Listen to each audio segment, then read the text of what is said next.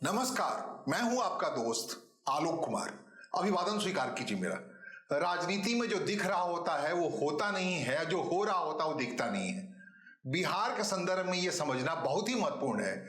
नीतीश कुमार ने जो फैसला किया है, क्या यह फैसला उन्होंने स्वेच्छा से लिया है या फिर उन पे कोई दबाव है? क्या एक बड़ा खेल है, एक बड़ी साजिश है भारतीय जनता पार्टी की ओर से, जो लगातार नीतीश कुमार को 20 साल तक पावर में ढोती रही थी, चुपचाप से नीतीश कुमार को संदेश दिया, किसी तरीके से उन्हें फंसाया और मुख्यमंत्री कुर्सी से रवानगी का रास्ता तय कर दिया। दोनों में क्या सच है, इसे समझना बहुत जरूरी है। दरअसल नीतीश कुमार को ही समझना बहुत जटिल है। नीतीश कुमार जिस ढंग से राजनीति करते हैं, वो अगला कदम क्या होगा उनका, कहते हैं नीतीश कुमार भी नहीं जानते। सबसे महत्वपूर्ण बात है, यूं ही आराम से वो राज्यसभा की ओर चले जाते तो कोई बड़ी पहली नहीं होती। नीतीश कुमार राज्यसभा के नामांकन फॉर्म भरने के बाद अगले महीने भर तक बिहार की कुर्सी पर बैठे रहने वाले हैं। 10 अप्रैल तक बिहार के मुख्यमंत्री हैं। उनके लिए 30 से ज्यादा दिन है, तकरीबन मान लीजिए 33 दिन 34 दिन है उनके बिहार के मुख्यमंत्री कुर्सी बने रहने का। इस दरमियान नीतीश कुमार क्या करेंगे क्या नहीं करेंगे, इस बात को लेकर के भारतीय जनता पार्टी क्या, बिहार के तमाम राजनीतिज्ञों की धड़कनें रुकी पड़ी हैं। आगे क्या होगा, नीतीश कुमार आगे क्या करेंगे? बड़ी आसानी से क्या वो चले जाएंगे राज्यसभा, या फिर बिहार में कुछ ऐसा होगा कि नीतीश कुमार को यथावत मुख्यमंत्री कुर्सी पर बना रहना पड़ेगा, या मुख्यमंत्री ही बने रहेंगे? क्योंकि पिछले 20 साल 21 साल की जो राजनीति आप देखेंगे, नीतीश कुमार को कई बार मुख्यमंत्री कुर्सी से हटाने की कोशिश हुई, उन्हें रिप्लेस करने की कोशिश हुई और हर कोशिश विफल हुई। मुंह के बल खाए हैं वो साजिश करता।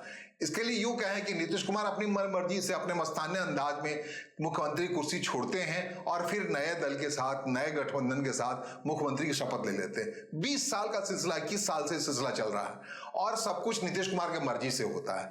तो ऐसे में आप कह सकते हैं कि नीतीश कुमार अपनी मर्जी से राज्यसभा जा रहे हैं, यह भी मुमकिन है। पहले इस बात को डिकोड करते हैं कि क्या नीतीश कुमार अपनी मर्जी से राज्यसभा जा रहे हैं, फिर उसकी बात करेंगे क्या कोई साजिश है उन्हें मुख्यमंत्री कुर्सी हटाने की। तो आइए पहले बात करते हैं, क्या नीतीश कुमार राज्यसभा की मेंबरशिप अपनी मर्जी से ले रहे हैं, अपनी स्वेच्छा से ले रहे हैं? उनका जी भर गया है मुख्यमंत्री में बैठे हुए। क्या राजनीति में कोई ऐसी बड़ी लकीर खींचना चाहते हैं, जो कि राजनीति के बारे में कहा जाता है कि राजनीति लोकतंत्र लोकलाज से चलता है। एक मर्यादा जो होती है वही अजेय बनाती है, अमर बनाती है किसी पॉलिटिशियन को। अपने सार्वजनिक जीवन रहते हुए कोई भी पॉलिटिशियन किस ढंग का आचरण करता है, क्या व्यवहार करता है, ये व्यवहार करते समय वो सचेत रहता है कि उसके जाने के बाद भी उनका नाम बड़े आदर के साथ लिया जाए। तो इस लिहाज से देखें, इस पैमाने से देखें, एक मर्यादित नजर से देखें, तो आप पाएंगे नीतीश कुमार का ये कदम सिर्फ नीतीश कुमार के लिए ही नहीं, प्रधानमंत्री नरेंद्र मोदी के लिए भी एक मिसाल है। 1 मार्च को नीतीश कुमार 75 साल की उम्र पूरा कर गए हैं और 75 साल के बाद किसी राजनेता का क्या फैसला होना चाहिए, इस बारे में प्रधानमंत्री नरेंद्र मोदी 2014 से जब भारत की सत्ता में आए हैं, तब से उन्होंने उल्लेखित तौर पे कहा है, मार्गदर्शक मंडल में शामिल कर दिया नीतीश कुमार के जो गुरु कहलाते हैं लाल कृष्ण आडवाणी को, मुरली मनोहर जोशी जी को। उस समय थे प्रधानमंत्री, पूर्व प्रधानमंत्री अटल बिहारी वाजपेयी को 75 साल की उम्र होते होते मार्गदर्शक मंडल में उठा के डाल दिया गया था। और ये नरेंद्र मोदी और अमित शाह की जो नई भारतीय जनता पार्टी है, उसका घोषित उद्घोष था कि 75 साल पूरे हुए, जाइए आप मार्गदर्शक मंडल में बैठिए, जाइए वानप्रस्थ आश्रम में जाइए, छोड़िए नई पीढ़ी के लिए रास्ता। ये काम नरेंद्र मोदी ने 11 साल पहले तक, 12 साल हो गया मोटे तौर पे, 2014 में ये सारी बातें हुई थी। अब जब इस साल 1 मार्च को नीतीश कुमार 75 साल के पूरे हुए हैं, उन्होंने पूरे किए, तो अब उन्होंने फैसला किया है कि अब हो गया। अब अपर हाउस जो कहा जाता है, उच्च सदन जो कहा जाता है, जहां रह करके मार्गदर्शक मंडल का अगर लोकतंत्र में कोई परिभाषित तरीका हो सकता है तो यही हो सकता है, विधान परिषद जाए, राज्यसभा जाए। नीतीश कुमार ने जो उद्घोषित तौर पे सोशल मीडिया पे इस राज्यसभा जाने के फैसले की वजह बताई, तो उसने साफ कहा कि हमने 3 जो महत्वपूर्ण सदन है, विधानसभा, विधान परिषद, लोकसभा, इन तीनों सदनों को हमने 35 साल के राजनीतिक जीवन में उपभोग किया है। वहां पहुंचे हैं, जनता के जरिए पहुंचे हैं, लोकतांत्रिक तरीके से पहुंचे। लेकिन एक ही सदन है जहां वो नहीं पहुंचे थे, वो राज्यसभा है। और राज्यसभा पहुंचने का बिल्कुल उचित समय है, 75 साल पूरे हुए आपके, आप जाइए, नई पीढ़ी के लिए सत्ता छोड़िए और रास्ता बनाइए। अगर ये फैसला इसी माफिक ले हम कि स्वेच्छा से नीतीश कुमार राज्यसभा जा रहे हैं, तो ये स्वेच्छा वाला मामला और उम्र वाला मामला बिल्कुल प्रधानमंत्री नरेंद्र मोदी पर भी सटीक बैठता है। प्रधानमंत्री नरेंद्र मोदी 75 साल की उम्र बीते 17 सितंबर को, मतलब 2025 को पूरा कर चुके हैं, अब 76वें वर्ष में।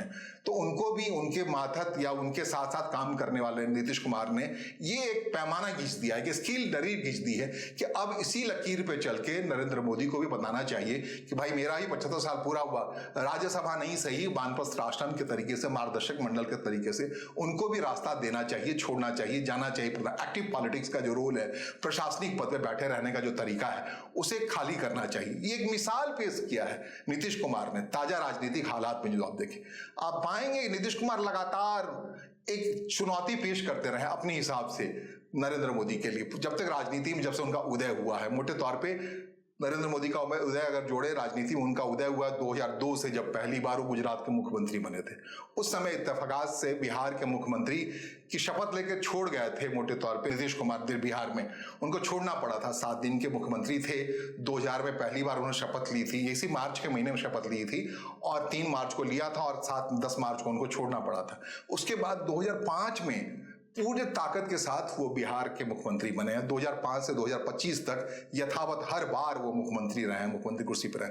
तो 2002 से आप मोटे तौर पे आकलन करें तो प्रधानमंत्री नरेंद्र मोदी गुजरात के मुख्यमंत्री थे, और उसी समय जो कुछ भी हुआ गुजरात में, उन सब को लेकर के नीतीश कुमार अपने को डिटैच महसूस करते रहे थे। बार बार एनडीए के पार्ट में रहने के बावजूद, एनडीए के हिस्सेदार रहने के बावजूद भी वो उंगली उठाते रहे थे अपने हिसाब से नरेंद्र मोदी के कामकाज के तरीके को लेकर के। और एक बड़ा मिसाल है 2009 का, जिसमें प्रधानमंत्री नहीं, उस समय प्रधानमंत्री नहीं थे, वो गुजरात के मुख्यमंत्री थे, बिहार दौरे पर आए थे 2009 में, और उन्होंने गुजरात के मुख्यमंत्री के तौर पर बिहार के बाढ़ राहत के लिए 5 करोड़ रुपए देने की घोषणा की थी, जो सार्वजनिक पटल पर अखबारों में छप गया था।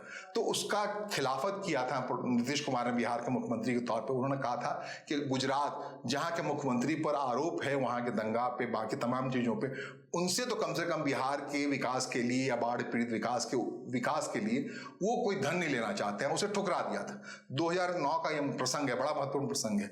और दरअसल नीतीश कुमार ऐसा करके एक संकेत देना चाहते थे, अगर एनडीए इंक्लूसिव ग्रोथ की बात करती है, अगर सबको साथ लेकर चलने की बात करती है, तो उसमें गुजरात सरकार की तुलना में 2005 से बिहार में मुख्यमंत्री थे, वो बिहार का जो कामकाज का तरीका है, सुशासन का जो तरीका है, सुशासन बाबू कहलाते थे, वो कहते थे हर पैमाने में गुजरात से बेटर काम हो रहा है एनडीए का बिहार में। और फिर उस बिहार को विकास के लिए या मुसीबत में, बाढ़ राहत कोष में फंसने के लिए गुजरात से कोई सौगात लेनी पड़े तो उनको कबूल नहीं था। तो पहली जो बड़ी टकराहट हुई थी नीतीश कुमार और प्रधानमंत्री नरेंद्र मोदी, आज के जो है गुजरात के चीफ मिनिस्टर थे, तो वो सार्वजनिक टकराहट थी, बड़ी इंपॉर्टेंट टकराहट थी।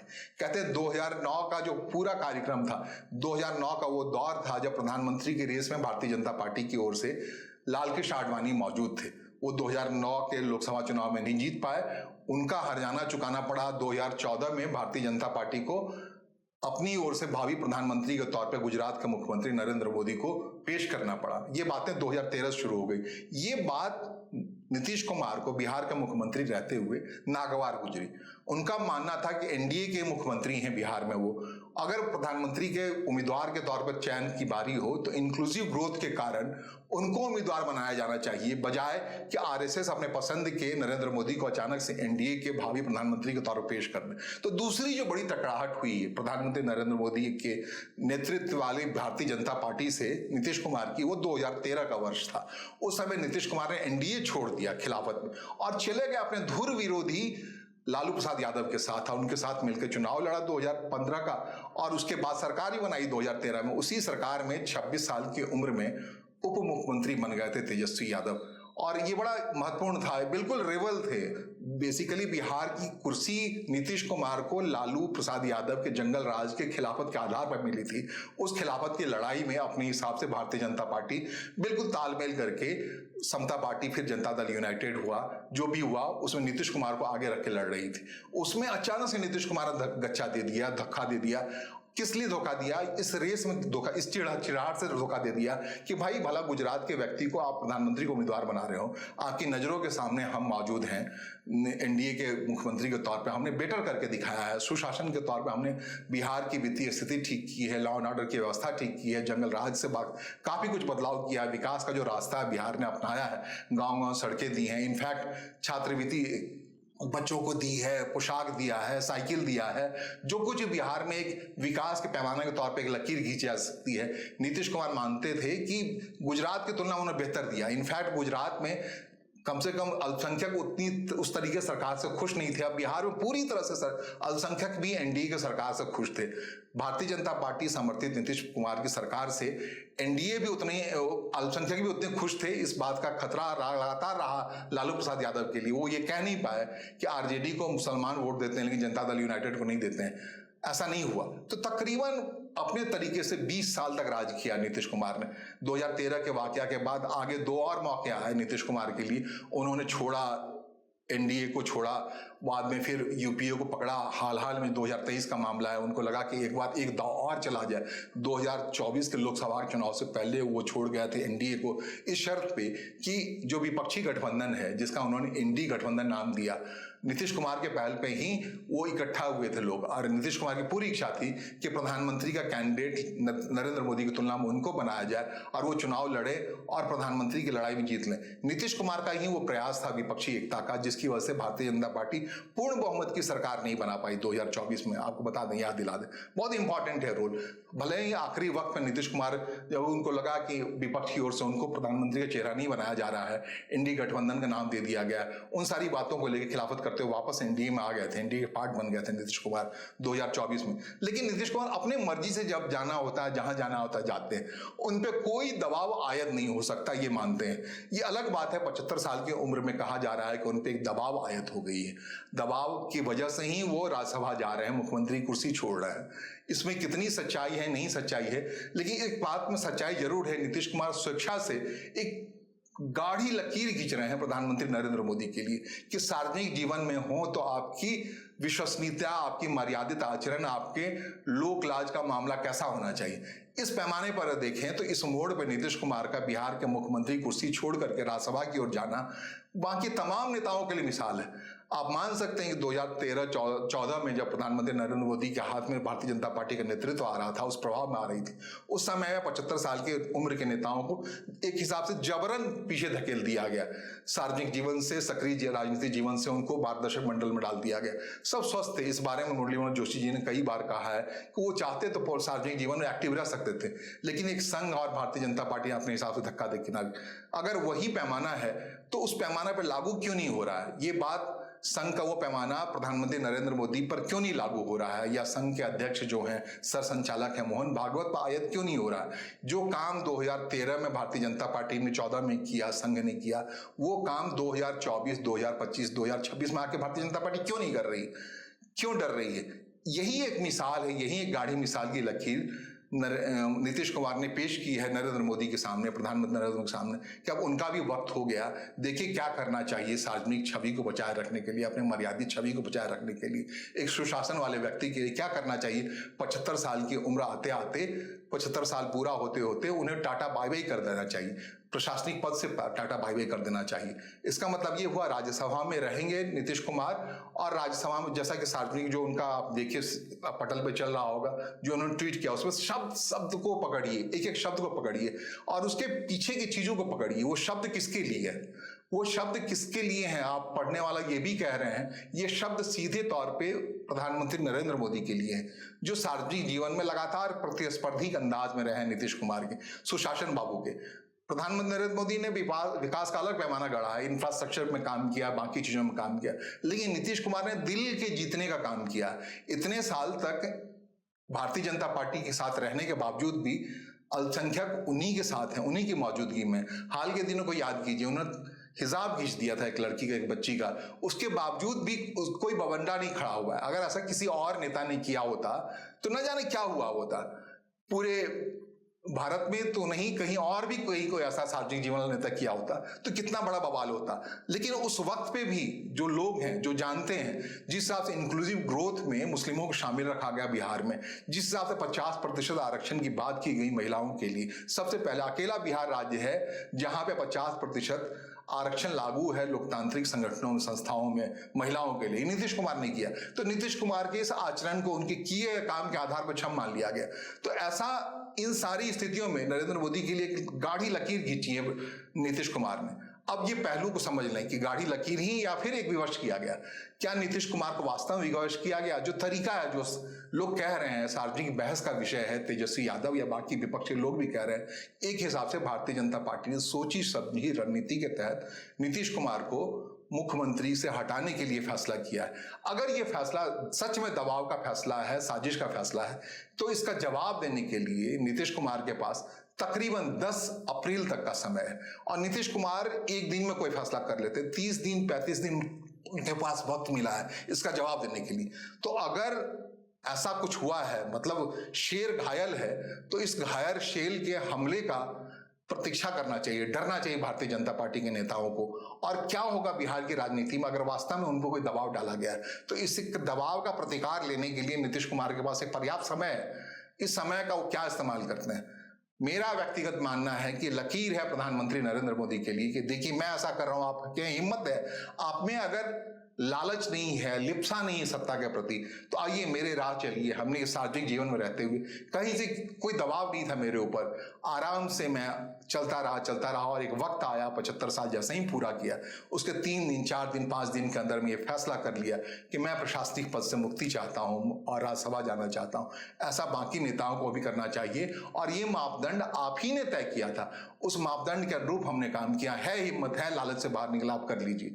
तो ये कुल परिदृश्य में मामला ये है। लेकिन राजनीति है, जैसा कि शुरू में मैंने कहा, जो दिख रहा होता है वो होता नहीं है, जो होता है वो दिख नहीं रहा होता है। और खास करके बिहार की राजनीति के संदर्भ में चाणक्य की धरती है ये। चाणक्य में कौन बड़े चाणक्य हैं? अमित शाह बड़े चाणक्य हैं या नीतीश कुमार बड़े चाणक्य हैं?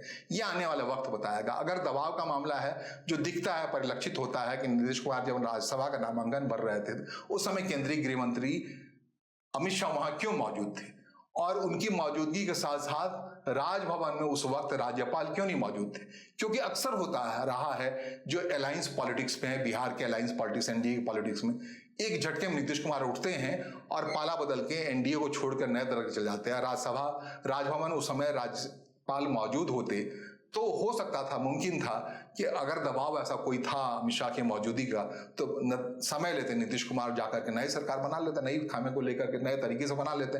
कौन गिराता है? मुख्यमंत्री कुर्सी पर बैठे व्यक्ति को सरकार में गिराना या हटाना अल्पसंख्यक आधार पर एक लंबी प्रक्रिया होती है। उस समय क्यों नहीं राज्यपाल राजभवन में मौजूद थे, और उसी दिन राज्यपाल बिहार के क्यों उनका कार्यकाल मैच्योर हुआ और नए राज्यपाल भेजे गए? ये तमाम चीजें एक संदेह या संकेत की बातें में आ सकती है, आशंका भरी बातें आ सकती हैं। राजनीति है तो आशंका है, संदेह, सब कुछ है।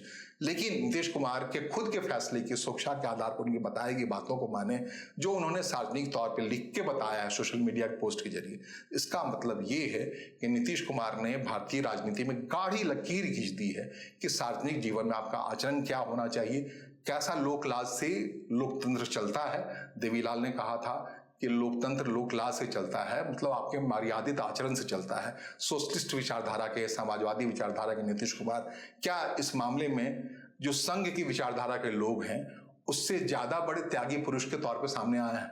फिलहाल मुझे सुनने और समझने के लिए आपका आभार, नमस्कार, धन्यवाद।